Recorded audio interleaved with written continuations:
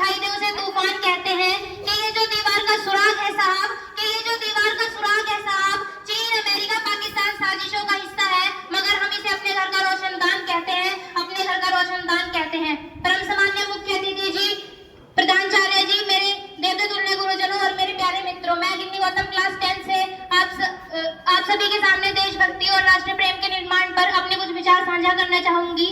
आजादी का असली मतलब वही समझ सकता है जिसने कभी गुलामी की हो। हम सौभाग्यशाली हैं कि हमने स्वतंत्र भारत में जन्म लिया।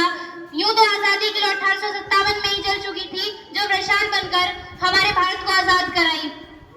प्राचीन, मध्यकालीन और वर्तमान भारत के उदाहरणों से स्पष्ट करना चाहूंगी कि जब हम फिरंगियों के फेरे में फंस गए थे तो रंगे बसंती चोला की एक आवाज पर टोलों के टोले उमड़ आते थे और वंदे मातरम के एक नारों से खून में आने वाला 5-5 डिग्री का तूफान अंग्रेजी शासकों की जड़ों को हिला देता था।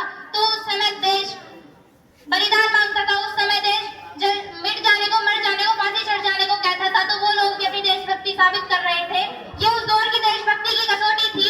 इसके बाद 62, 65 और 71 युद्ध में जब एक अपना सुहाग गवा देने वाली औरत ये कहती थी कि प्यार भी भरपूर गया, मांग का सिंदूर गया, नन्हे नोनी हालों की लंगोटियां चली गई, छोटी छोटी बेटियों की चोटियां चली गई, बाप की कमाई गई, भाई की पढ़ाई गई, ऐसा एक विस्फोट हुआ, पता ही चला कि जिस्म की कई कोटियां चली गई और आपके लिए तो एक आदमी मरा है साहब, किंतु मेरे घर की तो रोटियां ही चली गई, किंतु मेरे घर की तो रोटियां ही